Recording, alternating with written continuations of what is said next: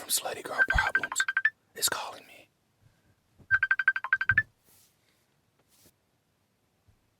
Oh, hey, Lorrae. Hi, do you think it might be my internet? No, Okay, I don't think that's an issue at all. We're good. okay. And we're rolling. Oh, great. I was just, so I recorded at first when I called you, and I was like, I'm calling Lorrae from Slutty Girl Problems. And I kind of was talking while it was ringing, and I was like, she ghosted me, no. And then I opened Facebook back up, and you were calling me. So, welcome to Something Positive for Positive People, Lorrae. Well, thank you so much for having me. I'm really excited to be here. Yeah, I'm very grateful to have you. What drew me to you was I saw that you were discussing something about We Need a Button, which is the campaign that I'm advocating for with Waxo as well, talking about just how unqueer friendly a lot of doctors are and how important it is for there to be more acceptance in the medical community so that people are able to receive much more empathetic and better overall just healthcare. So I thank you for advocating for that. And since following you and seeing that message, I got to get a little more in depth of like what else is going on with you, and I was intrigued. So I wanted to bring your sex positivity onto the podcast. Well, thank you so much. That means so much to me. I definitely felt really passionate about the campaign when I learned about it. I've had some difficult experiences with healthcare providers and navigating my own STI experiences. So I feel like it's really important to talk about it and reduce shame and stigma overall regarding everything around sexuality, and especially when it comes to getting better medical care, better education, because really we're looking to providers to be a source of accurate, supportive, compassionate care. And oftentimes that's one of the biggest sources of shame that just reinforces our own shame and cultural stigmas. So, yeah, I'm excited to advocate for it and to talk a little bit more here. Thank you. Yeah, and I'm glad that you mentioned shame because I'm seeing that that tends to be the most powerful element of even just an STI diagnosis. Like we look at stigma, we look at the symptoms, we look at the treatment. All of this stuff is centered around shame. Like there's no shame in you getting a cold and going to Walgreens or somewhere and buying cold and flu medicine. There's no shame in buying a gym membership because you're having heart health issues and you just need to move. Why is there so much shame around sex and managing our sexual health? Absolutely. I mean, we're taught from growing up with sex ed how to prevent all these STIs, which is good information, but at the same time, we're not necessarily taught that it's also a normal part of sexuality, that it's so common. And like you said, many of these things, it's just like treating a common cold or treating a skin condition or really any other type of diagnoses you can get. I agree, it shouldn't be shamed and stigmatized. Yet we just have so much shame around our sexuality in general that it's then easy for people to say, oh, this is what happens to you when you're one of those quote unquote bad sexual people. And even like some of the terminology that's kind of thrown around, like if you don't have an STI, you're quote unquote clean. Well, that doesn't mean that having an STI makes you quote unquote dirty. It's really outdated, shaming, stigmatizing language that just even shows up in normal everyday conversations about STIs. Yeah, the way you speak about it, especially on social media, and having had a conversation with you prior to us getting together to schedule this podcast episode, I'm seeing that like you're pretty shame free. Has it always been like that for you? So I grew up with a lot of shame around my sexuality and just a lot of confusion navigating that, especially as I started to get more sexually active, being called a slut, fearing being a slut, fearing that, I would be like a used up piece of gum that nobody else would want to touch, kind of all of those ways that we shame women around like losing their virginity versus having a sexual debut, that it should be an exciting time where you're unraveling all these layers of your sexuality versus like opening a Pandora's box and then like all these scary things come out. That's not how sexuality is, and yet oftentimes it's kind of how we portray it unless you're with that special someone that you're going to spend the rest of your life with. So I definitely had a lot of fear around my sexuality, in addition to shame, and continue to kind of navigate those messages. I think that overcoming shame in a way isn't a destination. It's kind of like a lifelong process, because even though I feel like 90% there, I still find new aspects of my identity every single day that I need to start unraveling and overcoming myself. And being a sexual person that has gotten STIs, even battling kind of those internal messages that there's something wrong with you because you got one, even if you know that that's not true, like it's still a little voice that kind of plays over in your head, that you have to actively say, well, I don't prescribe to this model anymore, and I'm not going to allow that voice to run over what I know to be true, which is that I'm valid in my sexuality and that it's an empowering, wonderful piece of me. Yeah. And you started a company called Slutty Girl Problems, and we talked a little bit about the word slut. What's your relationship to the word slut? It seems coming out of your mouth, it's something that's empowering, liberating, whereas I've heard people who receive an STI diagnosis and be like, people are gonna think I'm a slut. So it's like the way you say it versus the way I often hear it, it's so much different. So like let's start with what is a slut? Yeah. So to me, a slut is really anyone that identifies in a sex positive way that wants to explore their sexuality in a shame free way and kind of wants to break out of those cultural shames and stigmas.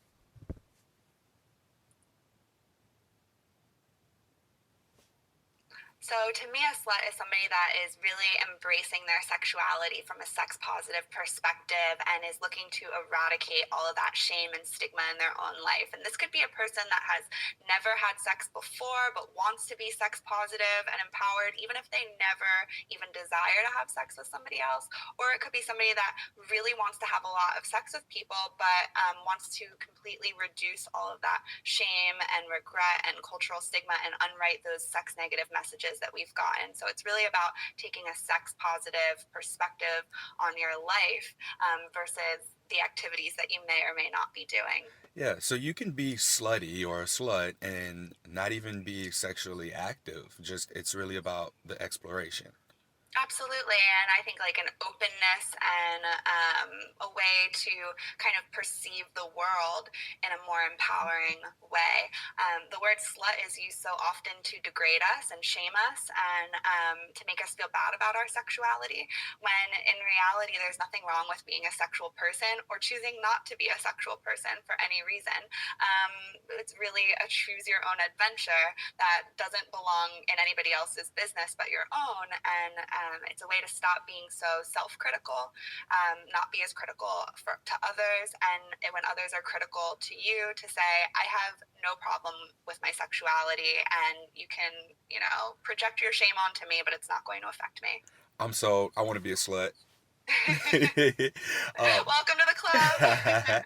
it's crazy to me that you use such a specific, empowering definition, but this is a word that's been primarily targeted to female women presenting people in terms of their sexuality. And it's like we're taking this word that, without any context, has. I mean, just the meaning that it has. Society views it as such a negative thing, and here you are talking about it as such a powerful and empowering thing. So I appreciate you for changing the narrative there. Like, I have something to pull from now when people I connect with after their diagnosis are like, oh my God, people are gonna think I'm a slut. And I'm like, well, that's a great thing. I'm a slut too. I've been approved. I've been anointed by Lorrae from Slutty Girl Problems. Yes, absolutely. I feel like it really helps take the power out of the word, because when people can't use something to degrade you anymore and you've reclaimed it and owned it, you get to stand firm in your power and in your powerful force of sexuality. Yeah, and I have something I want to add in there. So we talk about taking the power out of words. I remember growing up. I'm 31 tomorrow, actually, Oh, and happy birthday. thank you. And one of my friends, her younger son, I think he's 10, 11. He had some friends over, all boys, and they're playing video games. And one of the boys called another boy gay. And he's like, dude, that's not an insult anymore. So, like, we're at a place now where it's becoming more acceptable for us to be who we are, and like these derogatory terms that used to hold and carry so much power over us no longer have that, based on how we're becoming, being able to freely express and being given that kind of support that um, enables us to continue to explore our own freedom. And that's just not Absolutely. sexually, but in all areas of life. Yeah, absolutely. I'm really glad to hear that. That's an amazing example of kind of the cultural conversation changing. And I think, especially when it comes to like STIs and disclosure, that fear of being labeled a certain way or stigmatized really influences how people relate to their STI status and to their sexuality. Like you said, people fearing being perceived as a slut. But if we kind of take the negative connotation out of that, and say, well, I'm a slut. So what? Like, everybody likes to have sex. Most people like to have sex. And if you don't, that's fine too. Um, then it just, there's nothing to be ashamed about. And you can kind of start the conversation from a different level of let's actually get educated, let's actually get informed, let's actually talk about the experience, not all of these misperceptions that culture has told us it means. Yeah, yeah, and I think that it's really rooted in possessiveness as well. We live in a obviously patriarchal society that objectifies women. Women are seen as less than, women are property, and to give words the kind of power in a controlling way and oppress women from their sexuality and commoditize it in a way like that isn't working anymore, because now we're understanding that, like, I would much rather be with someone, women especially, who are so expressive in their sexuality, who've explored and are sex positive and know what they like, know what they want, know what they're capable of, and know what they want to explore, than someone who, is kind of ashamed and feels like they are only obligated to do what I want to do. Like, it's fucking fun. Like, I love this word slut now. Yeah. Oh my gosh, that's so powerful. And I love that. And, everyone is in a different place in their own journey. And ultimately, a lot of the people that feel shamed and repressed, they don't have fulfilling sex lives because they don't have that opportunity to open and explore and really dive into their desire. Shame is such like a heavy blanket that keeps us feeling bad about ourselves that it's hard to connect with a partner. And it definitely takes a conscious unwriting to get there, but I think that we're moving in a very positive direction. Oh, yeah. What was your conscious unwriting process with shame? That's a great question. So it's really evolved over time. I think at first I really dove into my sexuality to reclaim it because I had this sense of like, well, if I'm a used up piece of gum after I lose my virginity, I might as well let everybody chew it. So it's like, you kind of like, I just felt like the balloon had burst, so I might as well have fun with it. And that type of reclaiming to me felt very empowering at the time and gave me a lot to explore, but I didn't really do the mental piece to see like, well, what does that mean to me?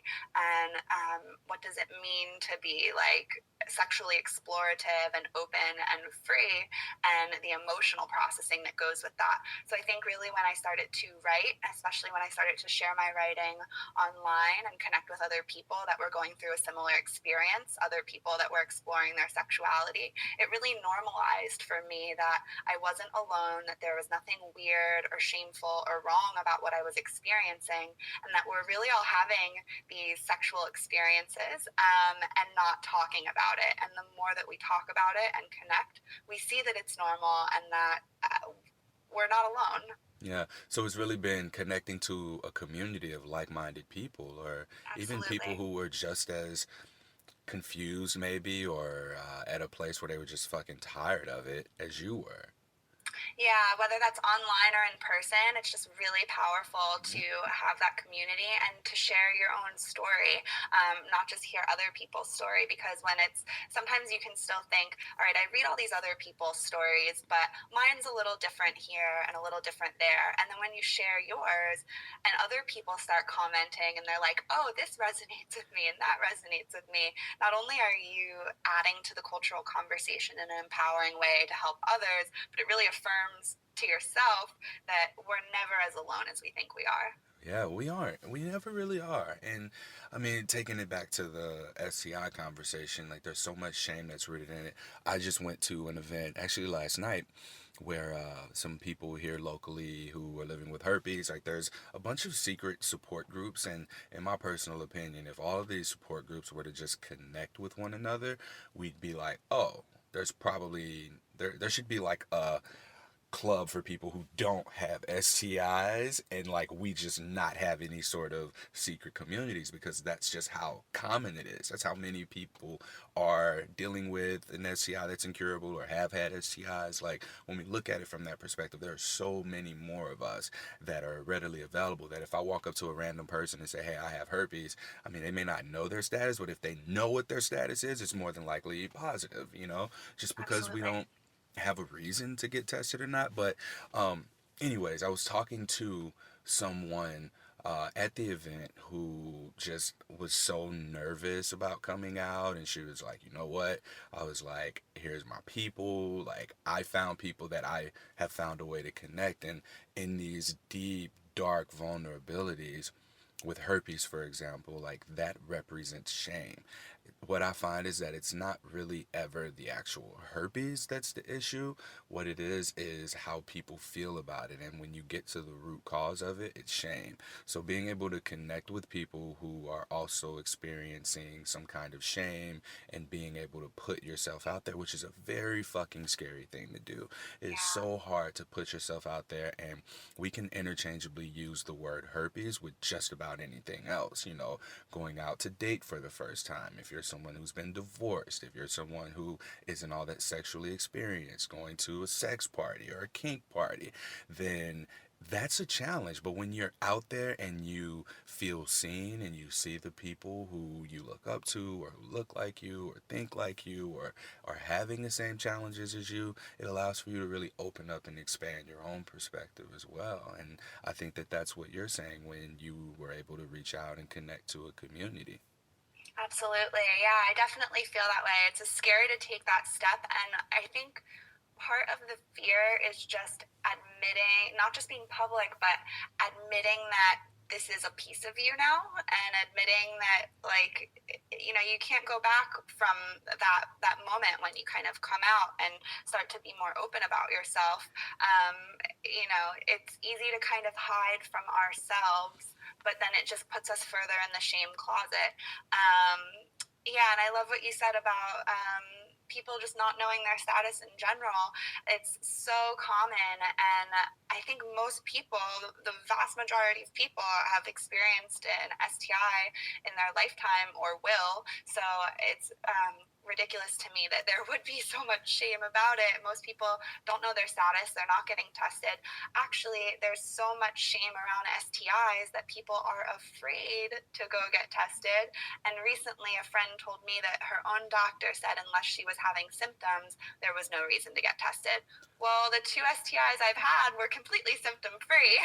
So and then there's others that can really only be tested for when you're experiencing symptoms. Otherwise, the tests are inaccurate. So it's worthwhile to go and keep getting tested and not let shame be a barrier. And to also recognize that other people probably have STIs as well and don't even know it. Yeah. Can you elaborate a little bit more on your experience with your STIs? Sure. So I've had chlamydia, and I've also had ureaplasma. I So don't know what that second one is. yeah, so chlamydia is like super well known, super common. Ureaplasma, they just started doing research around, so I thought that it was like a rare STI, but it actually is incredibly common. Many people have ureaplasma, and it's usually not tested for unless you specifically ask or you're having symptoms. So I was having recurring BV, which is bacterial vaginosis. And then my doctors just did not only a full STI panel, because some STIs can increase the likelihood of you continually getting BV. And then they added this one in as just kind of like a random test to see if that was an influence. I've heard from other people since that some doctors refuse to test for it because it's so common, and that there's also a thought that if you test for it and you treat it, which I did, and it was difficult to treat, that then you're just going to end up getting it again anyway. So what's the point?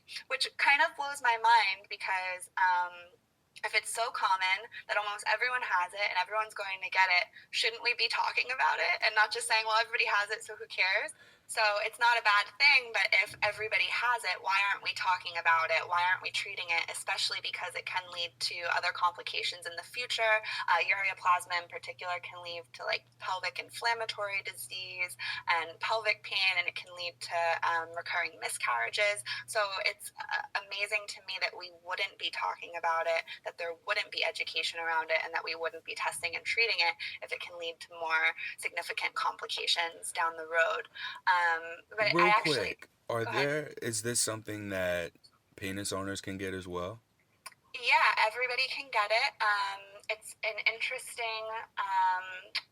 I'm not sure if it's a virus or a bacteria. I would have to fact check that. But I know that it doesn't. Oh, it must be a bacteria because you can treat it with antibiotics. Okay. So, but it doesn't have cell walls. So it took me several rounds of antibiotics to treat, and my partner several rounds of antibiotics to treat. And he was having kind of urethral pain as well that he just thought was normal and a part of life. And that was resolved as well when he got treatment. Okay. I was going into conspiracy theory mode where I was like, well, the reason they don't test for it is because women's oppression and it's a thing that only sluts get and they want to deter you from exploring your sexuality. Fuck the man. That's what I was thinking in my head. Well, that's actually interesting to me about HPV, that they're not advocating that male-bodied people get the vaccine for HPV, when men can get throat cancer and esophageal cancer, I believe, from HPV as well. And we're not really sure. And they can get genital warts, which are common with HPV as well. So why we're just vaccinating women-bodied people because they have cervixes doesn't make sense to me. Everyone would benefit from the vaccine. Huh, I didn't know that. Thank you for sharing that here. That's something that I want to look into. I've tried to talk about HPV in the past on episodes, and I went to the Reddit HPV community, and I got a lot of shit for like making something a big deal when it's not. And now that you say that, I'm like, huh, now I have something to go against that because it's while not stigmatized, still something like it's an STI, and people have the normal response that you get to contracting an STI, and it just happens to be one that, as you just mentioned, can lead to so many other complications that extend beyond just sexual exploration. Absolutely. And I think it's challenging when talking about STIs, because I'm a believer in education and prevention, because why wouldn't I want to prevent the flu or the common cold, or prevent heart disease by going to the gym? Of course I'm going to do everything in my power to prevent any type of illness from coming to me, whether it's my vagina has a cold or I'm having a skin symptom or whatever it is.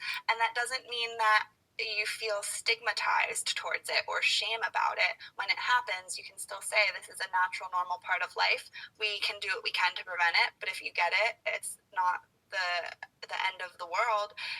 And sometimes when people talk about STIs, if you even start to say like, well, let's try to prevent it with a vaccine or with preventative treatment, that in itself is stigmatizing, because we should just be accepting that it's common, doesn't make sense to me, because like most people go and get a flu shot Yeah. even though the flu is common.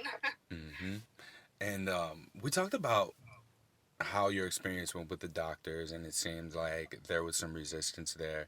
I want to know what was your experience disclosing to partners because you are polyamorous. So I'm gonna assume that you had to tell multiple partners at this point in time about your, I don't remember the word for it. Well, chlamydia and or the Ureaplasma. ureaplasma. Yeah, so at the time for both, when I got ureaplasma, I was just starting a new relationship. So I always get tested in between partners.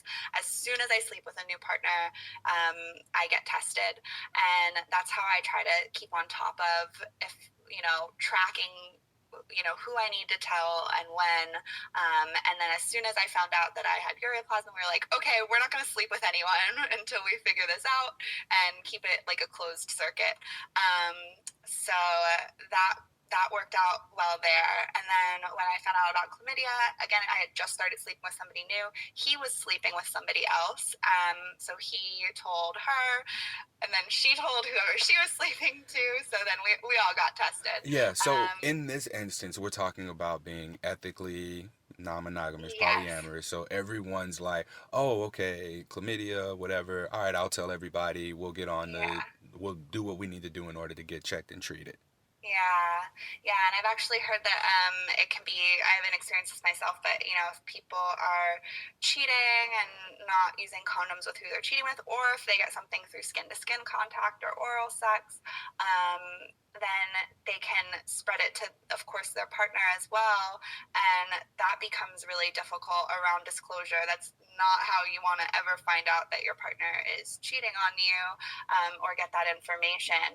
Um, and again, that's why I think, well, of course, openness, ethical non-monogamy is important if you are going to be seeing multiple people, but also just being aware and getting tested, because in being ethically non-monogamous, we do want to make sure that we are able to contain something as much as possible and not reinfecting each other, not reinfecting others. So Yeah, and bringing that up is important too because there's a recent article about STD rates being on the rise, and it infuriates me because these numbers all have a story attached to them that's not being told. So, like you yeah, just mentioned, let's say there isn't, well, I don't want to say it's not ethical non-monogamy. It's just flat out cheating. Like there's cheating, there's the secrecy, and oh, our friend Shame's popping up back here again, to where we have partners not only reinfecting themselves,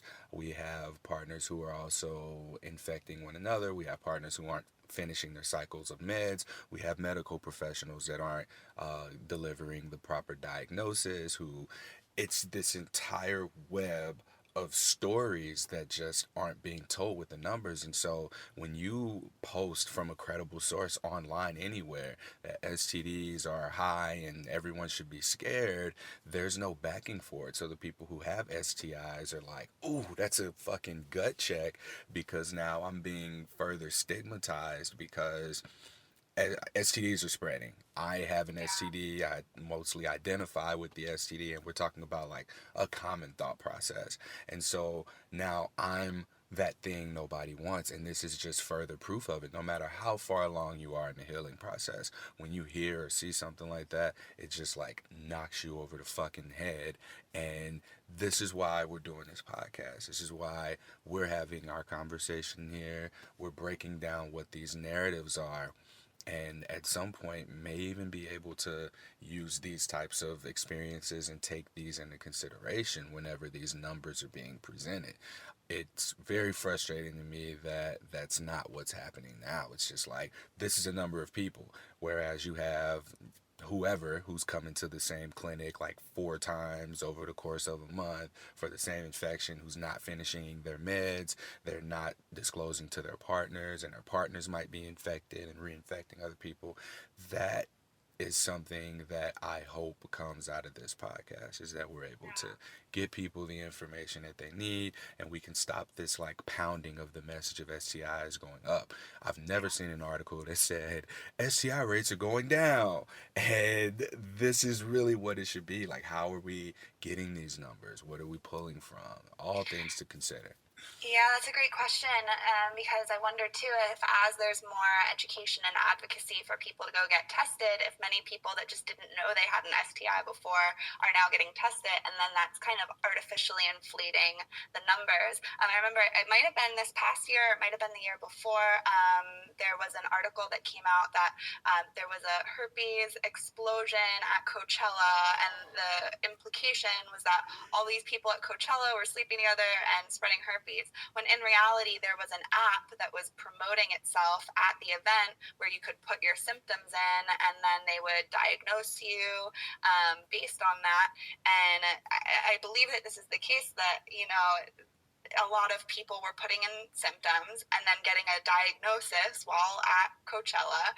And then, it got blown up in the news that Coachella has huge STI rates. But in reality, that's also not how STI transmission works. That would have to be multiple people that are in an infectious period, that are sleeping with others, and also that those people are immediately exposing symptoms, or expressing symptoms over a 3-day period. Most STIs take a while until you start feeling symptoms. And I, of course, that can vary, but like with herpes or HPV, you could have gotten it 5 years ago and not experience a symptom.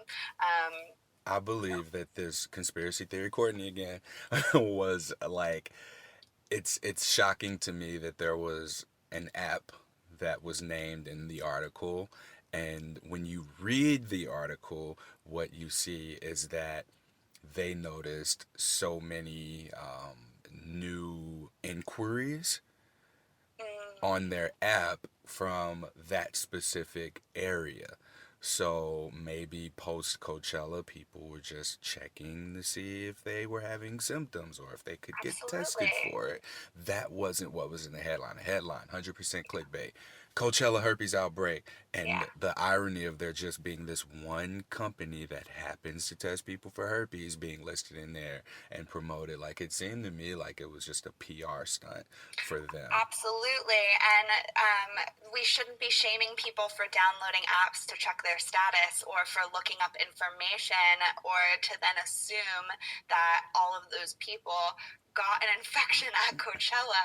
I mean, it's laughable, but at the same time, people do read that and then feel bad about themselves and ashamed, and it just snowballs from there. Hmm. Um, with being polyamorous, and it seems like there's a lot of communication there. So I'm someone who's more recently, and by recently I mean maybe 3, 4 years ago, been exploring what that means, what non-monogamy, polyamory, relationship anarchy, all of these non-traditional forms of relationships are, and now having language and templates and understanding of the way that relationship styles can be created, co-created. um, I see that the biggest factor is just this transparency and communication. And going back to the example where you shared that you contracted chlamydia, you told all your partners in that window, you're looking out for them.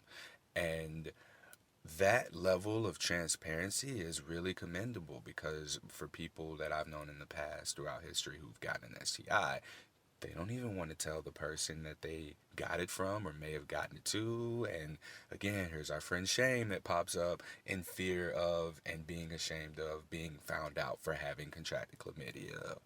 Yeah, yeah, I definitely understand that fear, and I think that it was something that went through my mind as well. But ultimately, I was like, we're all sleeping with one another.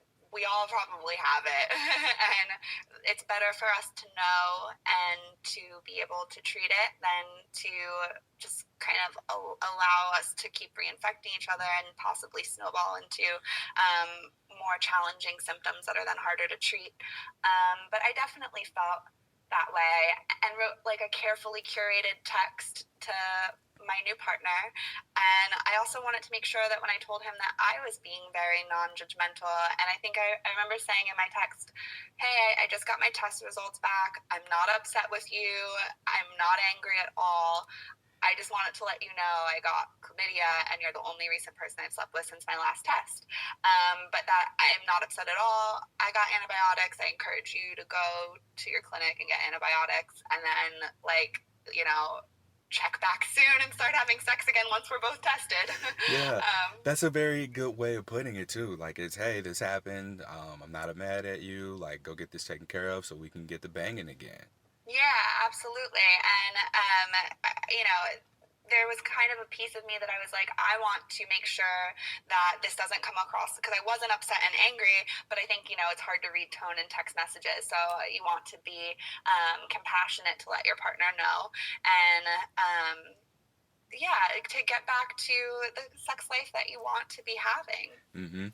Another element that I noticed that came up that I hadn't heard before, just in traditional relationship styles, is you encourage him to get his own. I cannot tell you how many people I've heard have a partner ask them, well, can I just use your medication? So now we're talking about splitting a prescribed amount of medication to treat a an STI now being split between two people. So the dosage itself may not be enough to clear the virus, and people may begin again having sex with one another. Here's another one of those narratives that isn't being told with the numbers. So I want to make sure to plug in here, like, finish your rounds of medication as prescribed, please. And My then it's gosh, always yes. important to follow up as well to make sure that the virus has been cleared. I know people who have not finished their medication and started having sex again, and then they look up and they're right back in the clinic, not wanting to even go. Yeah, so we actually I had two experiences around that. When I got ureaplasma, it's very difficult to treat. I had several rounds of antibiotics and kept having to get retested, both my partner and I. And we had that new relationship energy. We were so excited to keep hooking up that we did not want to wait the window, to, and we did keep reinfecting each other because I would test clear. Maybe he was on the very tail end of his round of antibiotics. We would decide it was a good time to sleep together again and just hope for the best. And yeah, we definitely kept reinfecting each other there. So I had learned my lesson with that. And then this time with chlamydia, my partner was actually still experiencing symptoms after going through treatment, and I had tested negative for chlamydia and after treatment, and he went back to the clinic and was almost certain that he still had chlamydia. The doctor was like, this has to be, and it ended up being a UTI, which is very uncommon for male-bodied people to get. So that was an interesting moment as well. He actually had went that they had like refused to test him for a UTI at the beginning, and were kind of like certain, like, oh, your partner must be cheating on you and must be reinfecting you and must not be telling you the truth about her status, when really it was just a different infection entirely. So again, that can kind of come back to our healthcare providers not necessarily providing the best care either. Hmm. And I understand that doctors and care providers, healthcare providers, may be under a lot of pressure Oh, to absolutely. always have the right answer, but I think that there's still more there's more power in being able to say, I don't know, but we can figure this out. I can't tell you Yeah. how many times I've heard stories where doctors have just given misinformation or just the wrong information, telling people who are diagnosed with herpes, for example, that they don't have to disclose unless they're having an outbreak, that they can't pass the virus on unless they're having an outbreak, that they can just wear condoms and they won't pass on the virus, Yeah. that all of these different things, and then even with the language that's being used around herpes, we're talking about the stigma, and which to me, from what I see talking to all the people that I've interviewed on this podcast who are living with herpes, like that first response that you get when a doctor delivers a diagnosis to you, that's really going to determine how you choose to move forward. So if you're met with, Hey, shame, back again in this podcast. If you're met with shame, you're going to carry that shame into your future interactions until you begin to see that there's another way. Just like with the word slut, like a slut isn't something to be shameful of anymore. If anybody asks me about my identity, I'm like, slut, both hands up and legs. Yeah. What's up?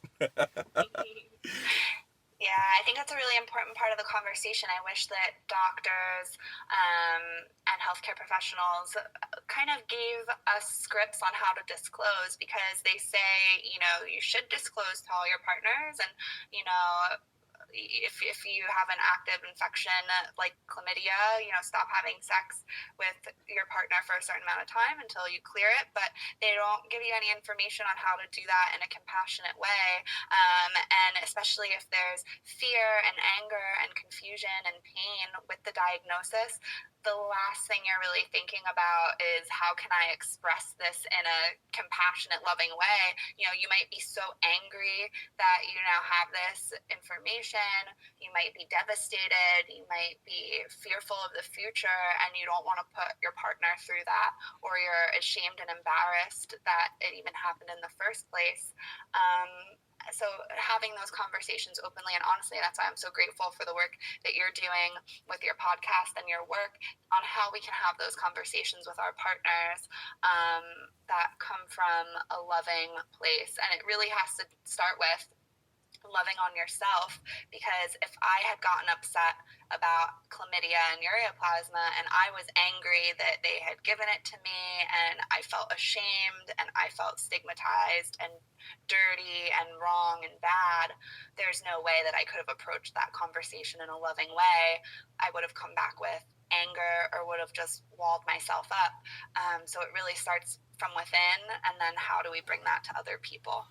I think a good idea, and I heard this from someone who's going to write on it, who proposes that medical professionals just bring in a like on-site, on-call sexuality professional expert who can have these conversations, who can talk through this, who can go over the diagnosis, maybe have a conversation with the some sort of a script for how to disclose your STI status, and we have a completely, that'd be a fucking game changer if Yeah.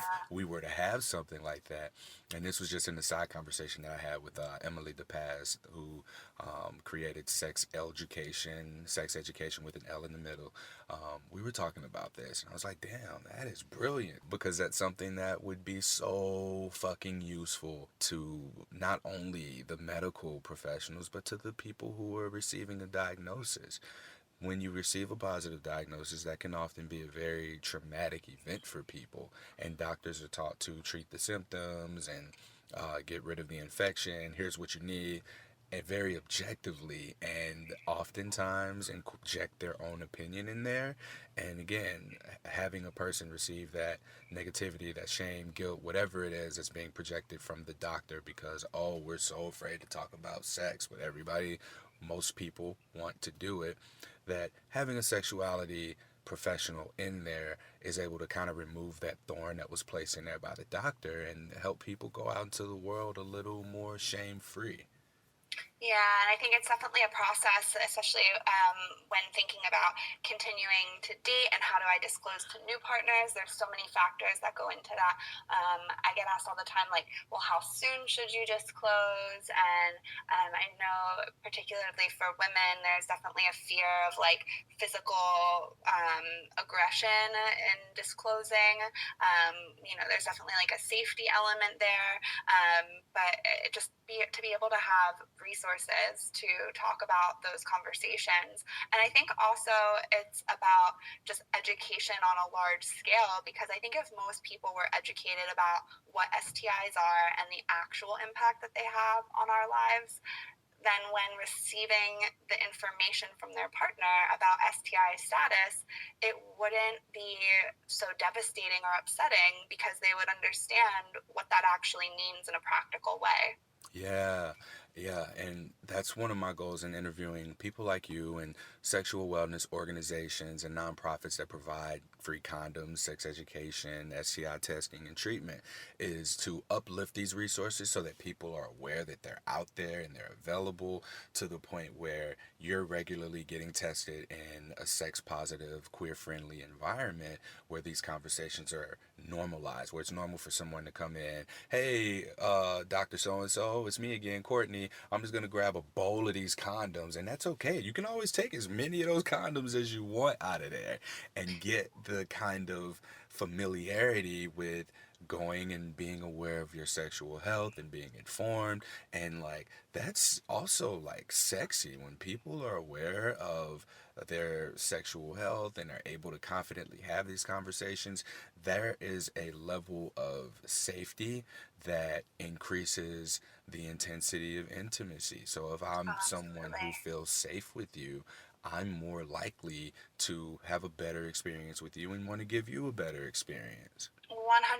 Before I sleep with someone, I almost always, sometimes I get wrapped up in the moment, but I almost always try to have a conversation about when were you most recently tested. And I think that that is a really important conversation because if it was a year ago and they've had multiple partners since, I don't have a comfort level with that answer. If they say last month and I've only had one partner, or I haven't had any partners since I was last tested, that makes me feel a lot more comfortable in that interaction. Or if they're like, I know my STI status, I've had HPV before and I got it treated, and then I've had people ask me, hey, I know that I have HPV, have you been vaccinated before? And then we can have that conversation from there. So that I think is so important, and I agree, it's sexy and it makes me feel comfortable and secure that we're all taking our health into our own hands.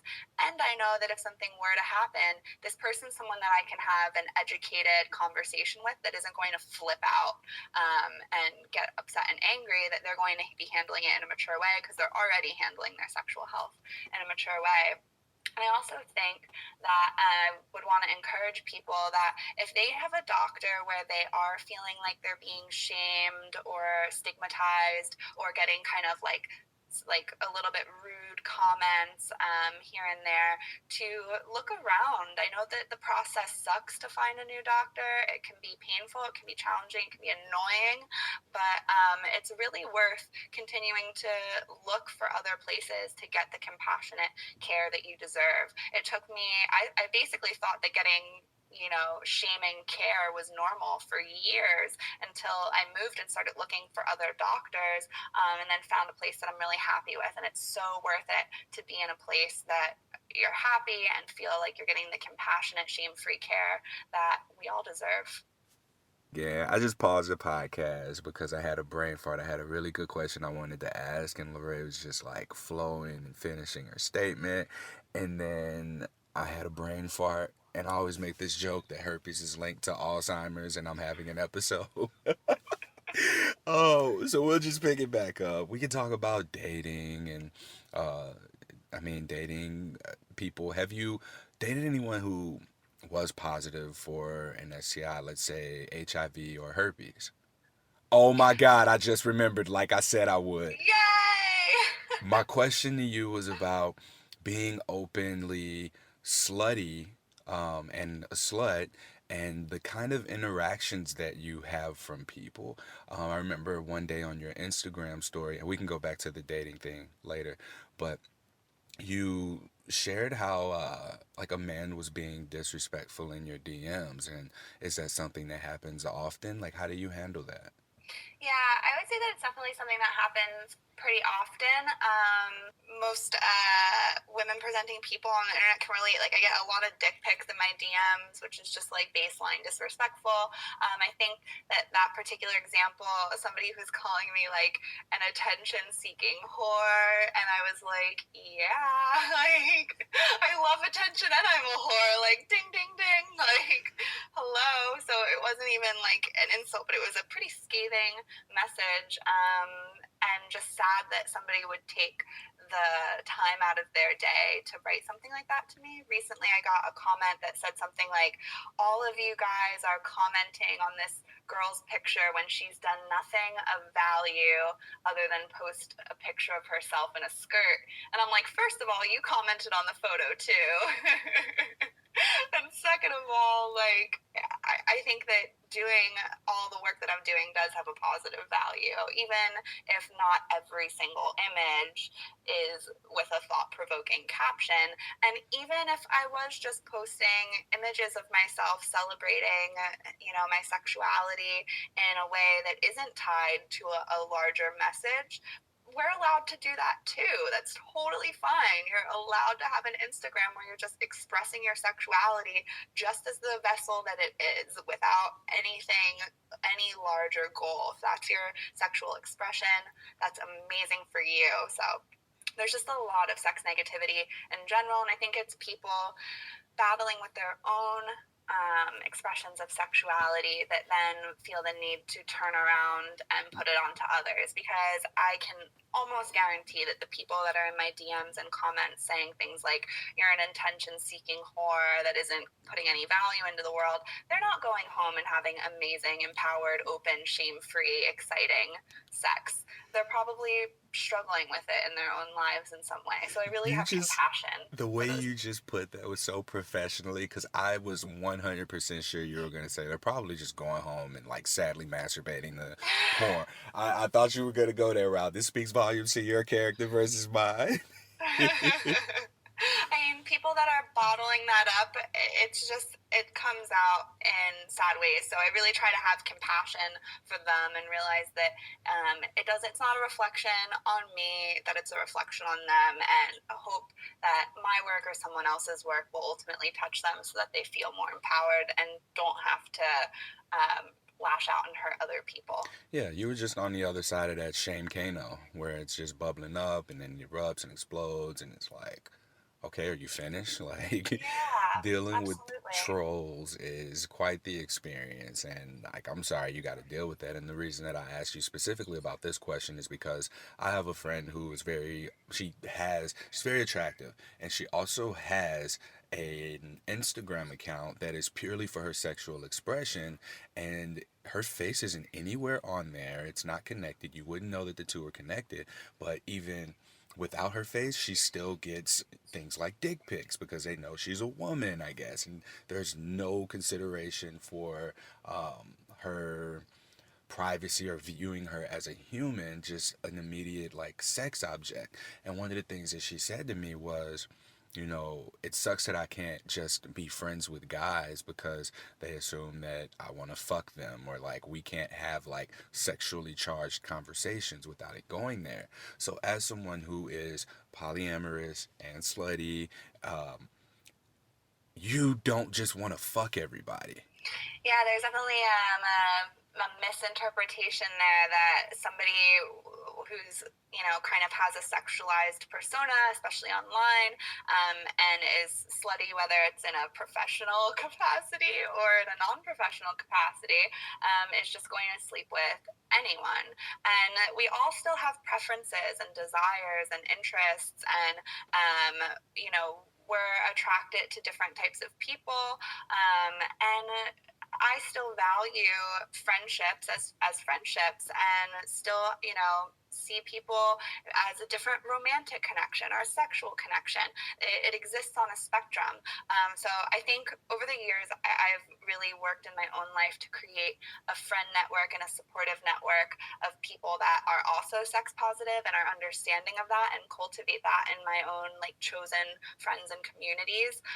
But going into the larger world, there definitely is that stigma. And when I first started this work and started to be more open about my sexuality, there was a little bit of picking the weeds that I had to do in my own life to say, oh, well, it seems like some people in my life can't really handle that without taking it in the wrong direction or the wrong way. And then how do I navigate that in that relationship, or where do I put this friendship in my life that All right, I'm glad we got to touch on that. So, picking back up on the dating world, so you're someone who's aware of your STI status. We've spoken, and you've not tested positive for herpes. And as far as I know, you're on PrEP. Is that right? Yes, that's correct. So I went on prep several months ago because, like I might have said in this interview, but I'll say it again. I am polyamorous, and I also go to sex parties and do like group sex, and with my partners, like to be with other partners. So I felt like it was a reasonable risk that I might be come in contact with somebody that has HIV and maybe doesn't know their status or is on antivirals to reduce their infection. And I don't have the terminology quite correct for that, I'm sure. But I kind of weighed my risk and said, I think that this is something that I want to be on to give myself the most prevention that is possible. And in regards to like HPV and herpes, I also feel like they're so common that it's probably pretty likely that I've been exposed to them and didn't know, and that the partners that I've been with don't necessarily know. I mean, just having sex with multiple people in general, regardless of whether you're polyamorous or going to sex parties, you're just exposing yourself to more people that could potentially have various STIs. And I think now in the communities that I'm in, going to places where there are people that are testing more regularly, are more educated, are more aware, I actually feel safer in a sense of like that it's more likely that people are getting tested and are aware. But back when I was in college, first exploring my sexuality, there was no way that we were all getting tested. I wasn't getting tested. I'm sure my partners weren't getting tested. And it was happening so often, so frequently, that I'm sure that I was exposed to different STIs. So now that I'm older, I definitely understand the importance of testing, of talking about it with my partners, of disclosing, of being on preventatives when you can, of getting treatment when you're able to.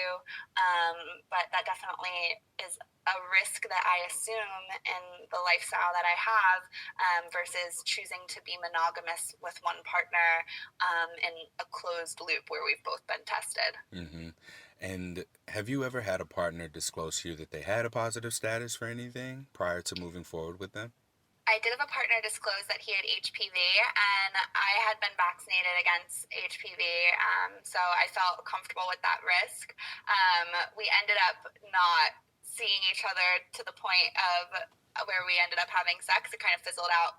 Before that, it was kind of a distance issue, but I definitely would feel comfortable dating someone with an STI status because I know that there is not only preventative options, but the lived experience of an STI. And this isn't to minimize anyone's experience. Of course, it's on a spectrum and it varies from person to person, but everything is treatable, and the level of impact that it has on most people's lives, it's coming up in flare-ups and every so often, and then they're able to take care of it in a way that is not intrusive. The most intrusive thing is the shame and stigma and the social consequences. And if you kind of remove that piece and you're feeling comfortable with disclosing, and you're in communities where disclosure is open and encouraged and accepted, I feel like that's just a huge piece of the puzzle that's resolved. And then you're just managing whether it's getting a wart removed or getting regular pap smears or treating a skin outbreak, whatever it is, you're just managing the physical manifestation at that point. You're not dealing with all of the emotional storytelling and shame that we put on top of it. Where'd you get all your education from? Because the way that you speak so confidently about STIs and how common they are and how comfortable you are with having this open dialogue, it tells me that maybe you had a different quality of sex education, or maybe you even just did your own research when you began to become sexually active. Yeah, so this is largely my own research and listening to podcasts like yours, listening to people's lived experiences with STIs and the actual impact that it has on their lives, and listening to other podcasts where people are talking about their STI status and really just educating myself that it's not the scary story that we've been told in our health and sex ed classes.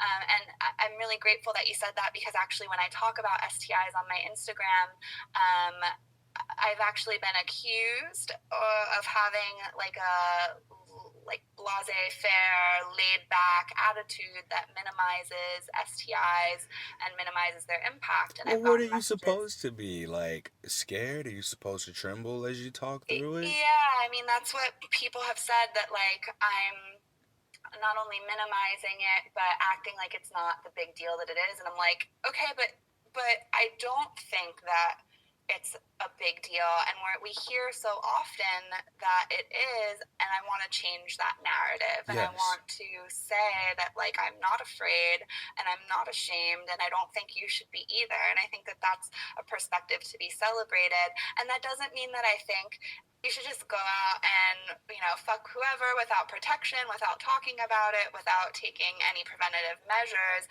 But you can live in an in-between space where you aren't afraid and you're still taking measures and still in control of your health.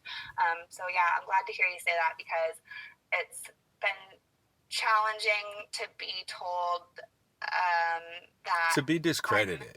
Like yeah, and your that I'm intention. minimizing something that's a big deal when I'm trying to help people feel better and less ashamed about their sexuality. Yeah. And I mean, this just really speaks to the people who are projecting this onto you. There's such a fear of talking about sex, period, that when you take it a level deeper and you talk about the realities of sex and how realistic it is, that you may come into contact with an STI. Some people may know it, some clear on their own, some people may not show symptoms, and there are cases where you do have symptoms. And when you have symptoms, it's okay to go and get them treated. Yeah, Jamie J. LeClaire is a sex educator I follow on Instagram, and one of the things that they posted recently is that every STI is manageable and treatable or curable. And that's where we need to be. Like, just because you have an STI doesn't mean you can't manage, doesn't mean that it can't be cured if it's one of the yeah, ones that we have medication that can cure. But in order to start and initiate that process, we have got to be able to go and get tested. And if we can't have the conversation, like if we can't even think about it, if we can't even say it out loud, if we can't communicate it to partners, yeah, we can't communicate it to doctors, we can't talk about it at all. How are we supposed to yeah. do that? Actually, this is random. I've actually never talked about this before, but I want to bring in another example, because I think so often we talk about like the common cold, right? And that you wouldn't, if you don't go out in your life afraid all the time of the common cold, even though you could get it, or the flu, even though you could get it. But that's one of those ones that comes and goes, right? And then when you think about something like HIV or herpes or HPV, it's something that is manageable and treatable, but it stays with you. So I just thought of this example. I actually have pretty significant hearing loss in one of my ears and like moderate hearing loss in my other ear. And one of my favorite things to do is go to concerts. I love going to concerts. I go to like 2 or 3 concerts a week usually. It's a big part of my life. And like sex, like with my hearing loss, I know that it puts me at a higher risk. And then I do a risk assessment of, how much do I love this thing that I'm doing, and how much does it mean to me in my life, and how much enjoyment do I get out of it, versus knowing that it's actually probably going to cause me more ear damage. And I take protective measures. I wear earplugs. I got really nice, high quality, like musicians' earplugs. And sometimes if a concert is too loud and it's painful and I'm not really enjoying it, I'll choose to leave early. Or if it's an act that I don't really want to see, or if I forget my earplugs, I'll leave early. And I'll say, okay, the risk isn't really worth it for me me today because this isn't like my favorite artist and it's a little too loud. But that's something that, again, is going to have a long-term consequence for me in my life. And it's risk assessment in the moment of how much do I enjoy this thing, whether it's sexuality or a pleasure activity or a hobby or anything that you enjoy. And I'm not going to be so afraid of the consequences that I limit my enjoyment in this life. I just take precaution. Yeah, and that comes with a high level of awareness, and an awareness that can only really come from being explorative and having your own experiences. So, if Yeah. people aren't able and willing to and safe enough to explore and have their experiences, then it's going to create an opportunity to where they're not going to be able to expand in a way that we all should be able to, and just Yeah, being and able you to don't want to communicate. get your STI status or be so afraid of getting an STI and then limit yourself from enjoying sexuality or fearing it, especially when we're talking about things like being open and poly or group sex, to limit yourself for fear of getting or having and disclosing STIs. For me, that risk benefit analysis is I still want to explore and I still want to do this in a mindful way, not close myself off. Yeah, and I want to share this here too that like I hadn't began exploring non-monogamy at all until after my herpes diagnosis, which is mind-blowing to people because you would assume, oh well, if you don't have an STI, you want to avoid STIs, or if you have one, you want to avoid getting more. And I'm finding that it's not really about the quantity of sexual partners that you have, it's really about the quality. And so the people that I began to engage with after my diagnosis were people who were aware. People who ask questions. If I disclose my status, hey, I'd like to move forward with you. However, the conversation goes, there were questions. It was, okay, well, what are some of the precautions we can take? Or it would be, what they'd share that they have the same status, or like they'd be like, oh yeah, my partners, and I'm like, whoa, partners? It's like, yeah, well, we're not together. And it was just a completely different dynamic than when I identified as monogamous and I would just date and just have multiple sexual partners without any sort of a label or identification attached to it. So like you can in fact begin to have a more explorative sex life despite having a positive STI status, because it's about the people, it's about the attraction. Like I say this often, that dating with herpes is just like dating. Period. Mm-hmm. Like even without an STI, without herpes, you still run into people you're not compatible with. You'll run into people who ghost you, who don't have their shit together. And for me personally, my greatest metrics for potential partners are maturity and consistency and shit, transparency at this point. That's something that's also creeping its way in there. So if you're someone who's dating and you only want to date other people who have the same sexual health status as you, allow yourself to understand that like that doesn't have to be the option. And you can take that from my experience or anyone else's experience on the podcast, and just talking to people like you, even like you're aware, and that awareness, that education piece, that maturity, these are all things that people should look at as well, and not just, oh well, I have a positive status and this person doesn't know their status, or they have a negative status, so I can't move forward with them. Yeah, and I think it's really about surrounding yourself in more sex positive communities and being mindful of who you date. I would actually be much less comfortable sleeping with someone that told me they had never been tested than somebody coming to me and saying, like, I know my status and I'm positive. Because then we can actually talk about what that means and what the experience is like and what the risk is and what we can do, versus someone who has no idea about any of it and won't take any agency over their sexual health. So that's a much bigger red flag to me. And like you said, it's about the quality of the pool that you're in and who you're choosing to date and sleep with, and making those assessments. Mm-hmm. All right, sex party atmosphere. So, how do these conversations come up in casual dating? How do you casually talk about STIs? Like, if there's someone you hit it off with at a bar, you like, fuck yeah, dance together, make out, you just like Uber the fuck home, you're making out in the back of the Uber, and then you get home and things are hot and heavy, clothes are coming off. Like, at what point between the initiation of that encounter and I guess whenever sex is quote over, are there conversations around STIs? Because I have conversations with people who say, well, what if it's a casual thing or a one night stand? Should we still be talking about STI status? Oh, absolutely. So, I can't speak from the disclosure end because I don't have that experience, but I do ask before, like, even in that getting hot and heavy stage, I ask, when is the last time you've been tested? Have you had any partners since you've last been tested? And sometimes I'll get people that look at me like I'm crazy, and I'm like, oh, well, then maybe we shouldn't be sleeping together. If I have somebody that says, oh yeah, I was tested last month and I've been with one person since, then that to me feels like, oh, this person knows what they're doing and, like, has some more agency over their life. So if people think that it's awkward, then they're probably not somebody that I want to sleep with. If they think that it's ruining the moment, then they're not somebody that I want to sleep with. So to me, it's actually an interesting way to weed people out, because there's no amount of good dicking that is going to, like, make it okay to me that my partner had no awareness of their health whatsoever. So Like, a good dicking can wait, like another one will come. So I for would rather be someone informed and aware. for the majority of this podcast, I hadn't heard you curse, and I was like, "Oh fuck, I've cursed like 100 times." And you said "fuck" earlier, and I was like, "Oh, okay, she cool. I don't have to edit out my curse words so that I don't make you look bad." No, it's fine. It's fine. I love All it. right.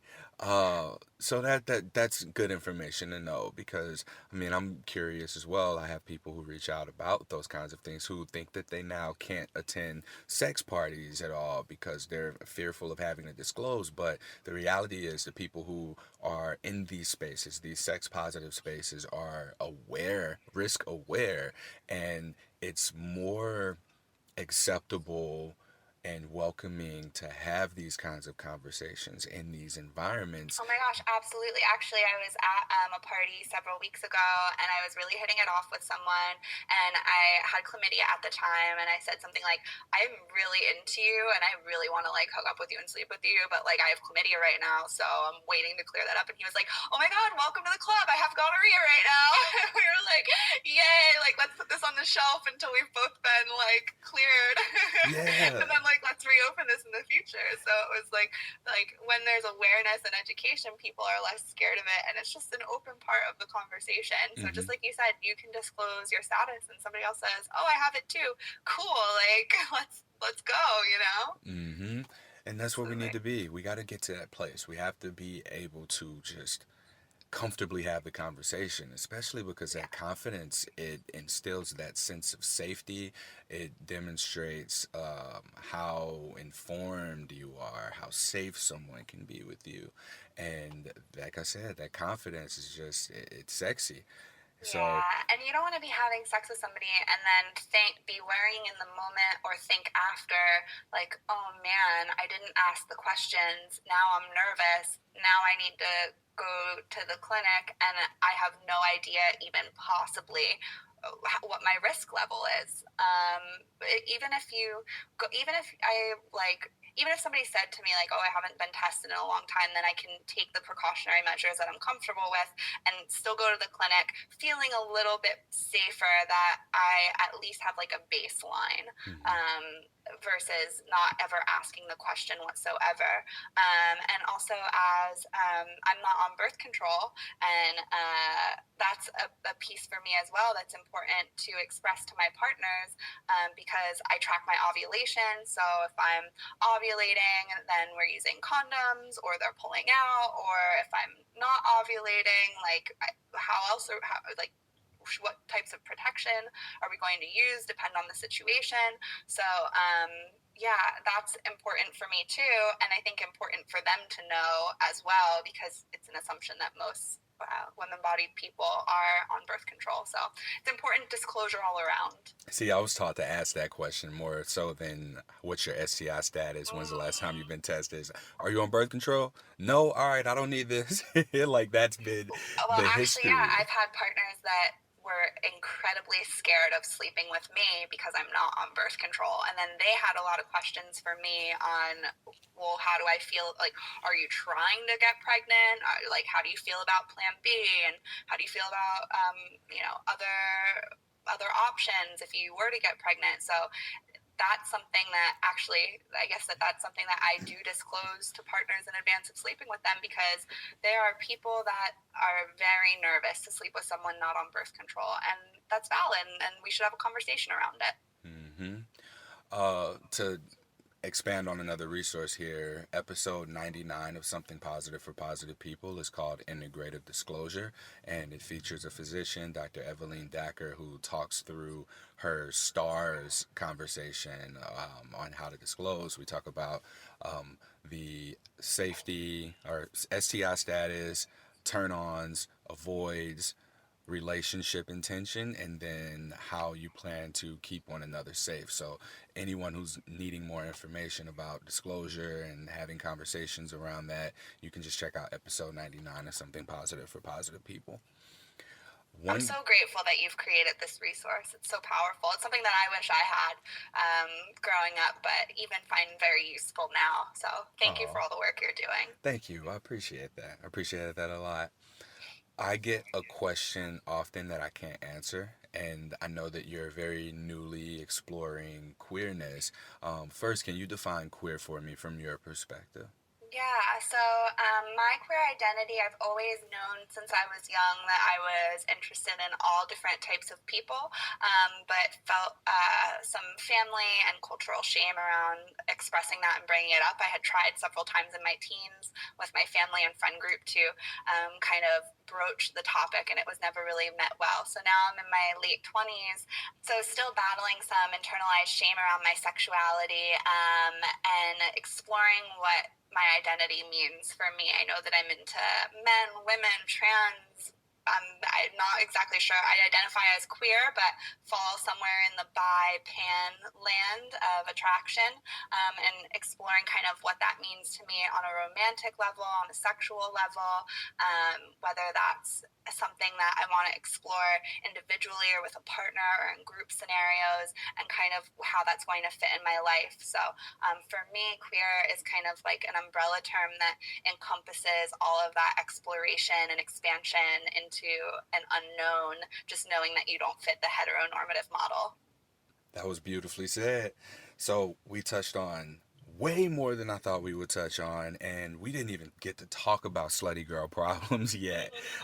That's your page. It's your Instagram handle. Can you tell us what Slutty Girl Problems is, please? Sure. So Slutty Girl Problems, which is Slutty GRL Probs on Instagram, and other social media.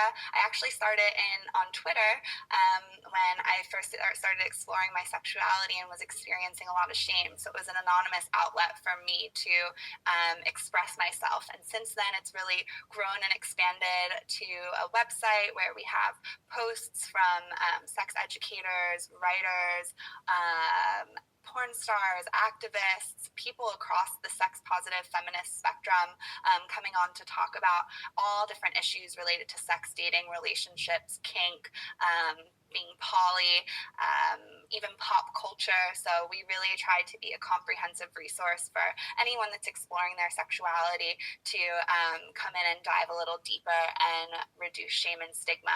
And I love Instagram, especially because I get to connect one-on-one with people and talk in stories and Q&As, and help people in comments and answer questions. So I really love being able to connect on that platform. And really the goal and mission is just to reduce shame and stigma around sexuality and normalize sexual expression and expansion. Beautiful. So people can find that how? It's Slutty GRL Probs on Instagram and Twitter, and you can also go to sluttygirlproblems.com. Perfect. Lorrae, is there anything else that we didn't get to cover that you want to leave us with? Sure. I also have my personal Instagram. It's at Lorrae Jo, and you can find me there for more of a personalized feel like I'm talking about today, where I'm diving a little bit more into my experiences and normalizing that through a little bit more of a personal lens. Slutty Girl Problems is a diverse array of voices, but if you want to connect a little bit more with me, I also do sex, love, relationship coaching. So you can hit me up there on Instagram. Thank you. Thank you so much for having me. It's been an absolute pleasure. All right. That concludes this episode of Something Positive for Positive People. Please like, rate, review, share this podcast, and you can leave us a review on your favorite podcast player. That really helps us out a lot. Something Positive for Positive People is a 501c3 nonprofit organization. You can leave a donation or you can recommend us to potential donors, funders, grantors. I don't know the correct terminology because I'm learning this as I go, but if there's a way that you'd like to get involved monetarily, you can visit www.spfpp.org, and on the homepage there are options to donate. If you're wanting to be a guest on the show, please go to the website. You can fill out the inquiry form, or you can just email me directly at Courtney@spfpp.org, and we'll get the ball rolling from there. I'm always looking for people to share their experiences with their STIs. Again, this is an intentionally inclusive hub of sex positive resources, so anything that's gonna help us get equipped with the proper tools to navigate stigma and heal and transcend shame, that's what I want to have here. And having Lorrae here was definitely something I feel like helped push us a little bit closer toward that goal. Till next time, stay sex positive.